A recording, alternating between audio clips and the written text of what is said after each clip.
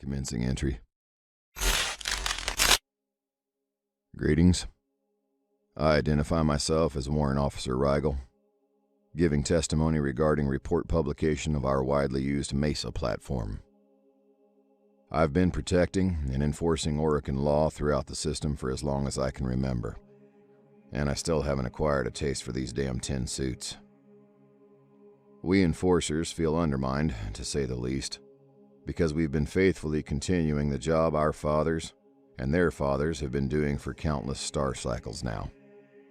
And from what I recall, the only people that wanted these automatons of war to be made are the damned Council of Seven. What we do ain't easy. Not all of us return home. Not all of us are remembered. We shed blood for the Empire. And what do we get as recompense? An unfeeling abomination designed to take our place. I can't... Never mind. Allow me to begin. File number, Uniform, Oscar, Foxtrot, Papa, Foxtrot, TAC 022. Designation, Mesa. The Orokin Empire is, as we all know it, above all else within its territory. Even with that in mind, the amount of colonies we occupy makes it a challenge to ensure each of them are protected from threats, whether they're internal or external, while also enforcing Orokin law within and throughout Empire-owned space. Although the Empire has established countless security details in order to solve this constant problem, they have decided to implement a better solution. And so, the Council ordered a new platform to be put together, with one single purpose in mind: to become the new peacekeepers and harbingers of Orokin authority. Attribute number 1, Cartridge. The Mesa platform was created with the intention of being equipped with small arms weaponry, since the point of them was security, not warfighting. Because of this, the brainiacs over at the engineering department decided to play around with the internals of the baseline Mesa hardware, and as a result, the Mesa platform on average performs 25% better when utilizing sidearms over any other type of weapon.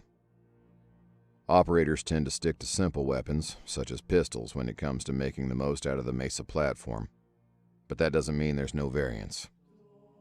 By scanning the aerodynamics of its fired projectiles and implementing trajectory data, the Mesa platform can formulate the perfect shot, amplifying potential damage to its intended target with the next trigger pull. Additionally, the Bullseye supplementary module can piggyback off of this data collection, allowing the next fired shot to apply lingering damage based on the elemental alignment of equipped weaponry. And trust me, it sounds cooler than it actually is. Attribute number 2, Twirl. One of the reasons why the Council gave the task of law enforcement to its Warframe project was because less manning was required. Normally, a single planet colony demands at least 850 security men at all times. Under the Mesa project, a team of 4 operator-led Mesa platforms could perform the same task. Biomechanical nightmares never get tired, regardless. The Mesa platform possesses the ability to deploy 2 miniature satellites, a primary and a secondary.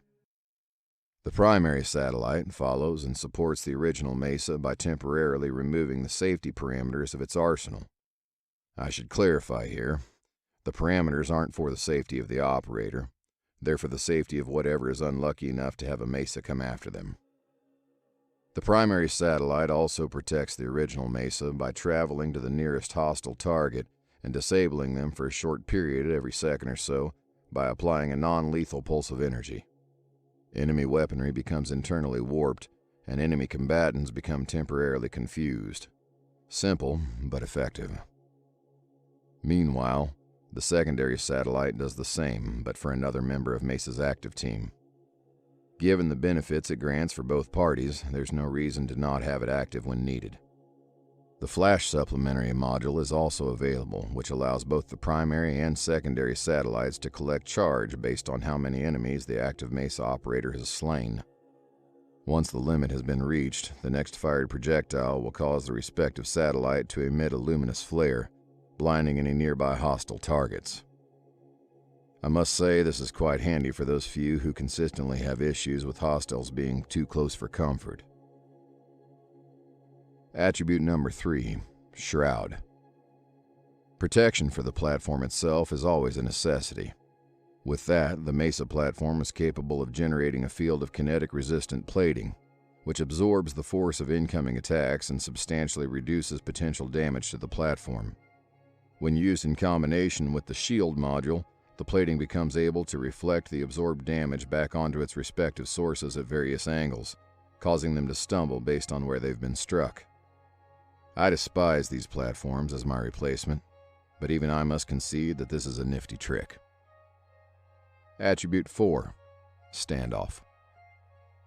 Every peacekeeper needs something to fall back on when diplomacy is out of the question. The Mesa platform is no different. In the case of potentially being ill-equipped or simply being robbed of its equipment, each Mesa platform is given 2 standard-issue pistols, dubbed the Regulators.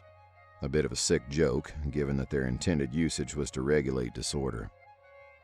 Unlike traditional weaponry, the Regulators don't require traditional ammunition, instead operating by drawing power from the Mesa platform's own systems.